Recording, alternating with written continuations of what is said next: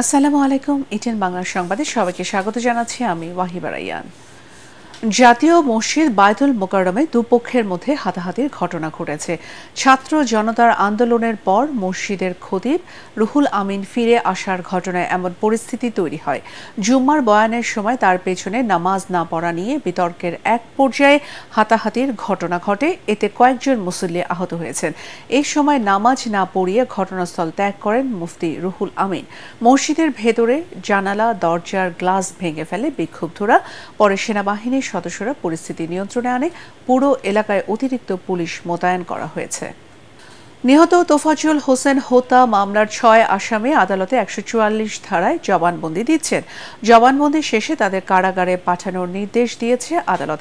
বৃহস্পতিবার ঢাকা বিশ্ববিদ্যালয় ফজলুল হক হলে চোর সন্দেহে পিটিয়ে হত্যা করা হয় মানসিক ভারসাম্যহীন তোফাজ্জলকে। পুলিশের পক্ষ থেকে ৭ দিনের রিমান্ড চাওয়া হবে বলে জানা যায়। এছাড়া বৈষম্য বিরোধী ছাত্র আন্দোলনে হত্যা মামলায় আটককৃত বঙ্গবন্ধু মেডিকেলের সহকারী অধ্যাপক ডাক্তার হাসানুল হক নিপুণকেও আদালতে আনা হয়েছে। আর নিউ মার্কেট থানার একটি মামলায় গ্রেফতার পুলিশের অতিরিক্ত ডিআইজি মশিউর রহমানকেও আদালতে তোলা হয়েছে। দর্শক, এই মুহূর্তে আমরা সরাসরি যুক্ত হচ্ছি পুরানো ঢাকার সিএমএম কোর্টে। উনি এই মামলাটি দায়ের করেছিলেন। আজকে ঢাকা মেডিকেলে যখন তার বাবা যান, গিয়ে দেখেন যে অসংখ্য গুলির দাগ রয়েছে, অসংখ্য গুলির ছিদ্র তার শরীরে রয়েছে।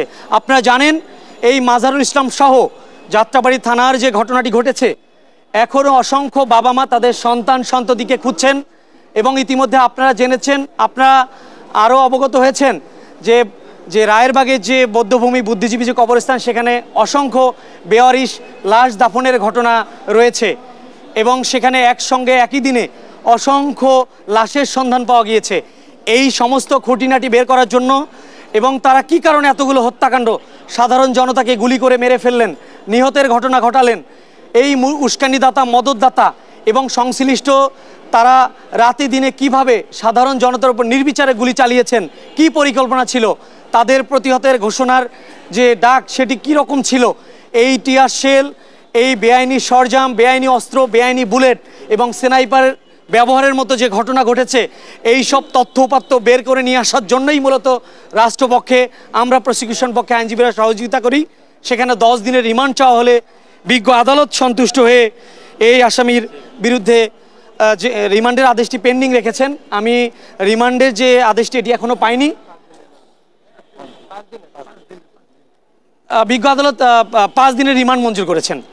5 দিনের রিমান্ড মঞ্জুর করেন মাজারুল ইসলামের বিরুদ্ধে। অ্যাডভোকেট আনোয়ারুল ইসলাম। পরবর্তী সংবাদ। যতদিন পর্যন্ত বর্তমান অন্তর্বর্তীকালীন সরকার নির্বাচন ব্যবস্থা ও সংবিধান সহ রাষ্ট্রীয় সংস্কার কাজ অব্যাহত রাখবে, ততদিন পর্যন্ত নেতা কর্মীদের ধৈর্য ধারণ করার আহ্বান জানিয়েছেন বিএনপির কেন্দ্রীয় নেতা অ্যাডভোকেট এম রুহুল কুদ্দুস তালুকদার দুলু।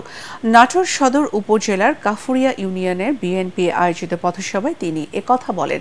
এই সময় জেলা বিএনপির আহ্বায়ক শহীদুল ইসলাম বাচ্চু, সদস্য সচিব রহিম নেওয়াজ ও যুগ্ম আহ্বায়ক ফরহাদ আলী দেওয়ান শাহীন উপস্থিত ছিলেন। যে সকল বিষয়গুলি রাষ্ট্রীয় সংস্কার করার প্রয়োজন, যতক্ষণ পর্যন্ত এই সংস্কার কর্মকাণ্ড অব্যাহত থাকবে, ততক্ষণ পর্যন্ত আমাদের নাটোরের সর্বস্তরের জনগণ, বিএনপির নেতা কর্মীদেরকে ধৈর্য ধারণ করতে হবে। পরবর্তী সংবাদ দেখার আমন্ত্রণ জানিয়ে এখনকার মতো শেষ করছি। এটিএন বাংলা সংবাদ ইউটিউবে দেখতে ব্রাউজ করুন youtube/এটিএন বাংলা নিউজ। ধন্যবাদ।